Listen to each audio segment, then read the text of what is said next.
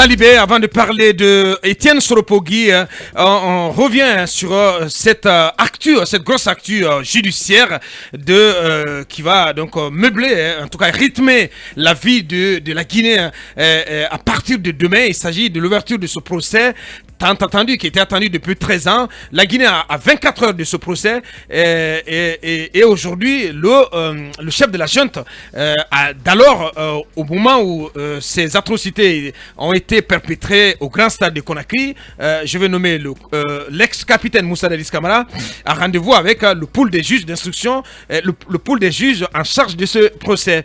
Et on a écouté justement maître Pépé Antoine Lama qui précise, et c'est important, que le 21 septembre, date à laquelle Claude Pivy et Tchegboro et compagnie se sont présentés justement devant ce pool de juges pour ce qu'on appelle l'interrogatoire préalable à l'ouverture du procès. Donc le capitaine aurait dû être là, tout comme Tchegboro et compagnie. Donc c'est parce qu'il n'était pas rentré qu'il n'a pas été... Il ne s'est pas présenté. Il ne s'est pas présenté. Et donc finalement, est-ce que ça veut dire que s'il s'était présenté le 21, il aurait été concerné par cette deuxième invitation que les avocats de Pivy et compagnie trouvent curieuse, parce que pour eux, un seul interrogatoire, en tout cas une seule séance suffit à recueillir les informations auxquelles maître Pépé Antoine Lama faisait allusion, c'est-à-dire sur l'identité des accusés. Donc aujourd'hui, la question à se poser, et on le sent dans l'expression de maître Pépé Antoine Lama, est-ce que si les questions d'incarcération de ces officiers supérieurs, est-ce qu'on pourrait y ajouter l'ex-capitaine Moussa Dadis Camara? Parce que quand même, il n'écarte pas du tout, il n'écarte pas cette éventualité. Il faut rappeler à Boubacar que depuis plusieurs années, beaucoup ont estimé que des inculpés comme le colonel Tchegboro, Pivy et autres auraient dû, au même titre que Toumba, au même titre que Marcel et autres, être en prison plutôt que d'être libres de leur mouvement et de continuer à occuper des fonctions. Est-ce que finalement, cette appréhension qu'ont les avocats pourrait être une réelle menace, et voir finalement ces officiers et le capitaine Dadis se retrouver sous les verrous? Au nom de quoi est-ce que, à la veille de l'ouverture du procès, on estime être plus rassuré en les gardant en prison le temps que le procès connaisse une issue, qu'il y ait donc le prononcé des différentes peines, en tout cas des différents verdicts? Toutes ces questions se posent aujourd'hui, même si maître rappelle que en tout cas, dans la phase d'instruction, à aucun moment il n'a été instruit que non seulement Tchegboro, Pivy, mais aussi le capitaine Dadis soient placés en détention. Donc, vous avez vu qu'il menace déjà de porter plainte contre non seulement le patron de la maison centrale, mais aussi l'avocat, en tout cas le procureur ou le juge qui prendrait la décision de les placer en détention. Et du côté du côté des avocats de Claude Pivy, Tchegboro et compagnie, cette inquiétude, elle est palpable. Ils l'ont expressément exprimée. Oui, ils ont essayé d'anticiper, parce que tout porte à croire que ces messieurs se retrouveraient en prison à partir de ce soir ou demain. Comment ça, tout porte à le croire? Oui, mais les démarches... Sur la base de quelle information vous le dites? Baka, ces infos, je ne le dirai pas. Mais tout porte à croire que c'est le cas, puisqu'aujourd'hui, beaucoup de raisons vont être évoquées. Nous sommes dans un procès qui n'est pas ordinaire, ça vous savez très bien. Je suis d'accord. Et on parle de crime de sang. Donc aujourd'hui... Mais ce n'est pas un procès politique pour autant. Bon, peut-être. Ça peut être aussi. Parce qu'il y a cette phrase dans la déclaration des avocats. Des avocats de Pivy et autres. À ce jour, tout porte à croire que le procureur de la République prenne le tribunal de première instance de Dixie, donc le tribunal ad hoc, entend injustement et illégalement faire incarcérer les clients en l'absence de tout titre de détention. Voilà. Abakar, Toumba Diakité est en prison, pourquoi? C'est pas par rapport aux mêmes charges? Tout à fait. Les autres là, pendant tout ce temps, étaient au sommet de l'État. Et aujourd'hui, beaucoup estiment que si le procès, peut-être les démarches iront à leur défaveur, beaucoup pourraient prendre la poudre d'escampette. Donc l'État dira qu'il n'a pas les moyens quand même de les sécuriser à domicile. Il faut trouver un lieu sûr où il faut pratiquement les mettre. Alors ces avocats ont quand même tout à fait raison d'exprimer cette inquiétude. Cette inquiétude, d'alerter. C'est même pas une inquiétude. Oui, parce que au même moment, peut-être que cela serait peut-être le vœu de l'avocat de Toumba. Toumba qui a passé combien d'années déjà en prison, poursuivi dans le même dossier. Peut-être qu'au nom du parallélisme des formes, les conseils de Toumba ne verraient pas d'un mauvais œil, Diaoune qui dort en classe ne verrait pas d'un mauvais œil que les autres accusés dans ce dossier soient aussi interpellés, incarcérés. Et tous seraient réunis pour qu'ils partent. Ça, je vous le dis. Je pense qu'il n'y a pas lieu de parler de parallélisme des formes en la matière, surtout dans le cas de Dadis, par exemple. Pour moi, non, je parle de Pivi, Djekoro et autres. Je signale spécialement le cas de Dadis, parce qu'on se dit qu'il aurait pu être frappé par la même procédure qui est donc prise à l'encontre des autres. De Toumba notamment. Lui, il a décidé de rentrer au pays. Je ne vois pas qu'il y ait une possibilité qu'il décide de se faire la malle, encore une fois. Maintenant, en ce qui concerne les autres, Tchekbourou, la dernière fois, a bénéficié d'une formation à l'extérieur, il a tenté de partir, on l'a retourné à l'aéroport. Je crois que depuis là, il n'a pas fait une autre tentation de vouloir sortir du pays. Tout à fait. En ce qui concerne Pivi et les autres, ils sont encore sur place. Peut-être que si on voulait davantage garder le regard sur eux, il faut peut-être les mettre sous contrôle judiciaire. Sous contrôle tout simplement, à domicile ou je ne sais pas où, de sorte qu'ils soient tout le temps présents au procès. À quelques jours ou à quelques heures maintenant du procès, ça servirait à quoi d'aller les mettre dans les geôles, encore qu'on ne sait pas quelle sera l'issue du procès. Pour moi, encore que c'est un procès qui, selon Charlotte, pourrait prendre une année ou plus. Parce que ce type de procès, effectivement, il ne suffit pas de construire le bâtiment. Il est fait, il faut les féliciter pour ça. Mais il faut prendre justement toutes ces mesures comme cela pour pouvoir avoir à l'œil tous ceux qui sont accusés. Concernés par... Sans pour tout de suite les mettre en prison, mais savoir comment est-ce qu'ils se comportent, leur mouvement et tout le reste. Abaka, je voulais placer un mot. Oui, allez-y. Peut-être que Dadis pourrait échapper, peut-être il pourrait échapper à une cette procédure. Ça, je vous dis. Mais les autres, il y a aujourd'hui 2 menaces qui vont être peut-être placées comme argument. Ils sont à domicile. Les gens, certainement, qui en veulent, ou bien qui ne voudraient pas quand même être à la lumière de ce procès, pourraient tenter de faire du mal à ces inculpés. Donc la première... leur sécurité. Oui, mais l'État dira qu'on n'a pas besoin forcément de les incarcérer pour cela. Je vous dis, l'État dit très bien. Oui, voilà. Je comprends très bien. Je ne suis pas en train de contester ce que vous dites. Voilà. Sauf que, pour ma part, on n'a pas besoin pour ce motif. C'est pas très comme les ouvert. On n'a pas besoin pour ce motif et ça va être un gros argument, ça je vous dis, parce qu'à leur domicile, on suppose que quels que soient les moyens qu'on va déployer, ils ne seront pas quand même en sécurité. Et si quelque chose leur arrivait... c'est comme les témoins. Oui, et la deuxième menace. Oui, la deuxième menace, on suppose que quand ça va être chaud, c'est en termes ordinaires, ils pourraient se retrouver de l'autre côté. Allez-y, Mohamed Kaba. Non, moi je pense que ce procès est déjà très très attendu. Mais on ne connaît pas la composition de ce tribunal ad hoc. Mais si. Non, la composition du tribunal. Qui va présider les travaux? Non, mais ça a été donné non. ici. Non, mais c'est que vous étiez déconnecté. Vous étiez en quelqu'un. Très bien. Le meilleur magistrat, le magistrat qui connaît mieux le dossier de ce dossier 2020, c'est Sidi Souleymane Ndiaye. Ils vont crier. Oui, je vous dis, je parle des compétences. Non, tu n'es pas à jour. Il connaît très mal. Non, je vais aller. Mohamed Kaba, tu n'es pas à jour. Remets-toi à jour. Accepté. Le vol de l'abbé Kankan, on mis à côté. Quand on parle de Sidi Ndiaye, ça crie sur tous les soirs. Et c'est un magistrat vertueux. Secondo, la sécurité des témoins. Qu'est-ce qu'ils ont mis en place pour sécuriser la sécurité de ces témoins? C'est extrêmement important. Parce que les témoins seront là à visage découvert. Et je ne suis pas d'accord. Vraiment, je ne suis pas du tout d'accord que le capitaine Dadis comparaisse devant ce tribunal ad hoc. Il faut protéger un ancien chef d'État. Oui, on n'a pas encore cette sécurité maximale pour pouvoir faire comparaître Dadis Camara. Dadis Camara face aux victimes. Pivi, colonel face aux victimes. Imaginez ce tohu-bohu dans une salle d'audience, plus les parents des victimes, les organisations des droits de l'homme qui ont coulé au pilori Depuis longtemps, capitaine Dadis Camara. Non, parce que j'ai peur que ça soit un procès à 2 balles. Un procès à 2 balles. S'il te plaît. Non, je ne peux pas accepter ça. Comment ça, un procès à 2 balles? Oui. Issa Labré n'était pas un ancien président. Il a été jugé en dehors du pays, au Sénégal. Pas dans son pays. Devant un tribunal spécial. Le cas Dadis, on doit bien l'examiner. On va s'écouter, les gars. À ce que je sache, ce qu'on nous a rapporté, Dadis a tout le temps dit d'interdire cette manifestation. Il a même utilisé le téléphone d'un leader politique pour dire à ses collègues stop, arrêtez. Et ce leader politique aurait dit monsieur le président, il se fait tard. Je ne suis pas son avocat, mais je relate les faits qui sont officiels.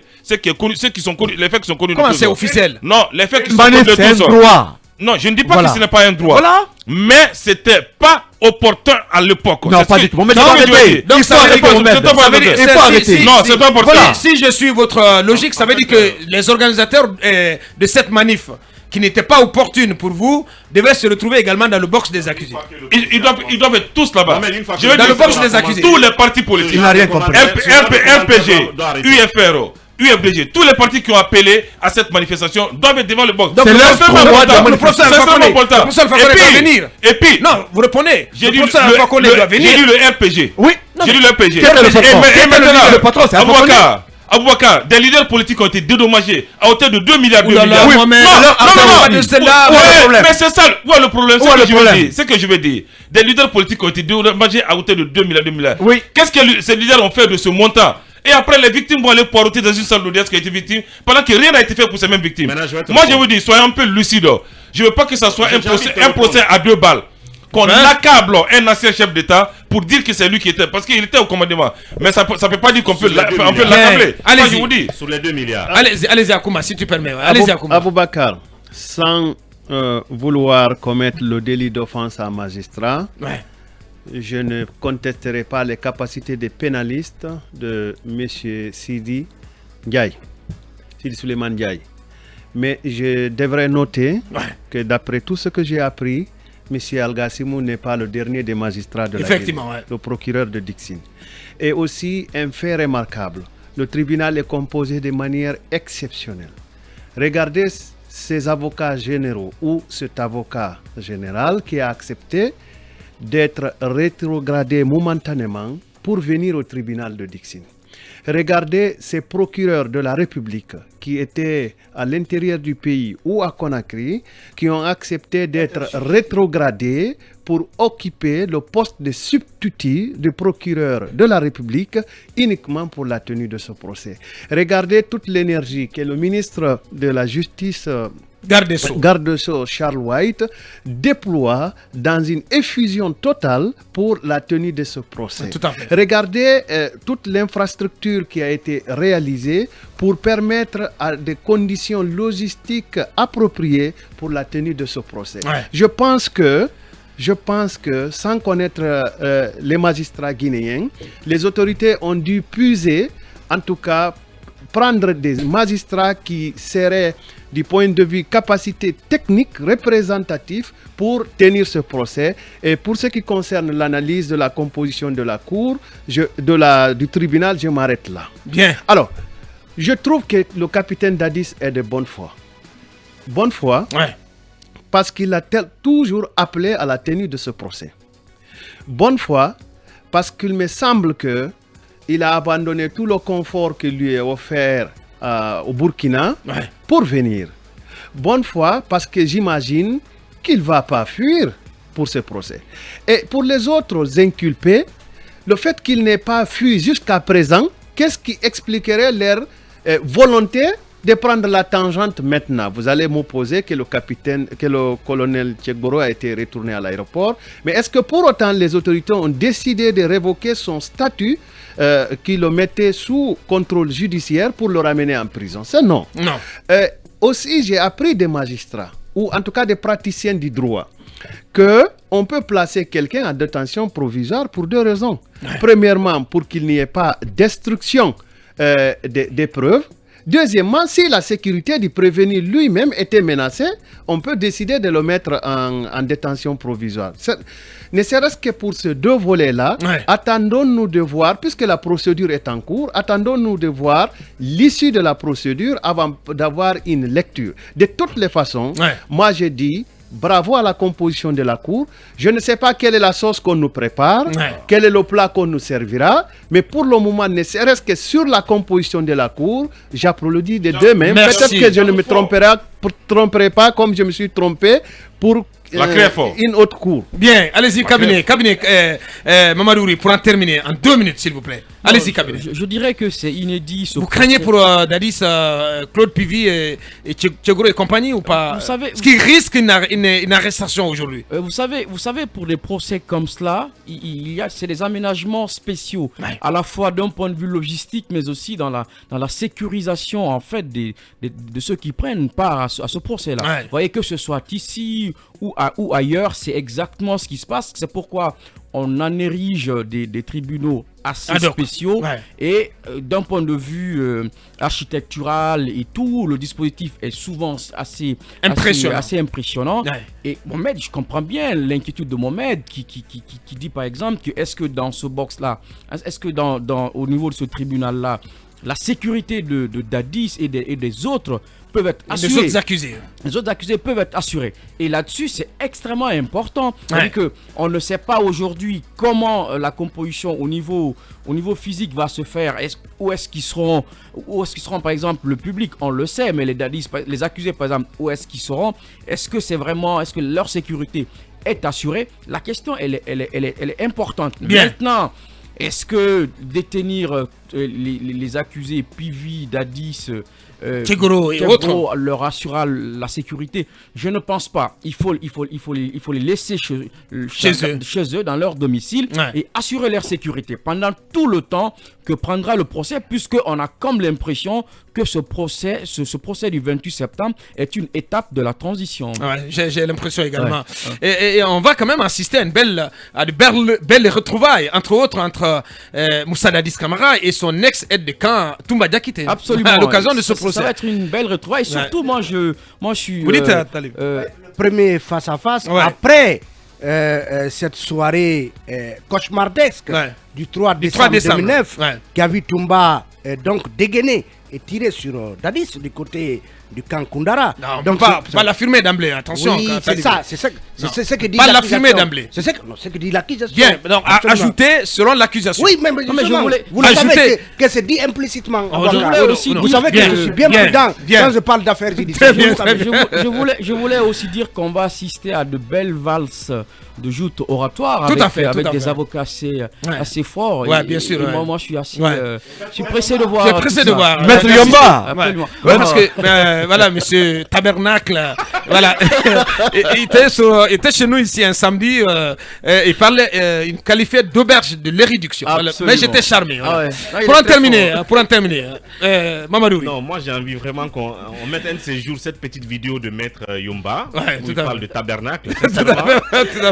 Il est très intéressant cet avocat, franchement. Je suis resté éternellement séduit. C'est la vieille école. Bien sûr. Il a le verbe très haut. C'est la vieille école. Bien sûr. Devant sa rhétorique judiciaire, sincèrement, j'en perds mes mots. Alors, Aboubakar, c'est un procès historique. C'est un défi aussi historique pour la justice guinéenne. Un test grandeur nature pour la justice guinéenne. L'histoire nous regarde et c'est un procès sensible aussi. Donc ça veut dire qu'une fois qu'il aura commencé, chacun doit savoir qu'est-ce qu'il doit dire dans les limites de ses droits, qu'on soit journaliste ou citoyen tout simple, parce qu'une fois qu'il aura commencé, les avocats et les magistrats auront le droit à eux seuls, justement, de parler de ce procès. Je pense que il va falloir que la prudence règne de tous les côtés, et surtout, la question de sécurité et des témoins et des accusés, et même de tous les avocats, le pool des avocats, de la défense, tout comme de l'accusation. Donc, il y a de la logistique à mobiliser, comme Kabine l'a dit, sincèrement à beaucoup de niveaux. Est-ce que tout le budget est maintenant prêt pour toutes ces mesures? Mais très certainement que c'est à quoi il fallait peut-être s'attendre, ou c'est à quoi il fallait procéder, c'était aussi d'ériger ce procès en PIN, un programme d'intérêt public, d'intérêt national. Il est dans sa nature. Pour que les décaissements soient accélérés, Je pense qu'il est dans sa nature et j'espère que... Par son importance, c'est déjà un PIN. Guinéenne. Voilà, la CPI est là, techniquement, institutionnellement, pour apporter les moyens. La CPI, dont la délégation dite avancée, est déjà arrivée hier. Voilà, et a pris langue avec le ministre Charles White. Oui, pour en terminer, est-ce qu'on doit parler d'Étienne Soropogui? Je crois avoir entendu le ministre Charles White dire justement qu'au titre de la loi de finances rectificative, les coûts, en tout cas permettant la tenue de ce procès, ont été donc greffés au budget du ministère de la Justice. Très bien. Et deuxièmement, je voudrais que ce procès respecte une tradition judiciaire dans ce pays. C'est la médiatisation des différents procès. Il y a le procès des gangs. Le procès des gangs dans les années 90. Il y a le procès Alpha Condé. Il y a le procès sur l'attaque de la résidence privée du président. Faites bien de le dire. Hein. Donc on espère que ce sera un procès médiatisé. Puisque Abakar, ça a un côté pédagogique. Ça permet justement aux Guinéens de voir, non seulement d'être au même niveau d'information par rapport à la relation des faits, par rapport aux différentes versions des prévenus ou des accusés, j'allais dire, mais aussi permettre aux Guinéens d'être témoins d'un tel grand procès et de pouvoir le raconter demain de par ce qu'ils ont entendu et vu. Voilà qui dit Mirador, continue.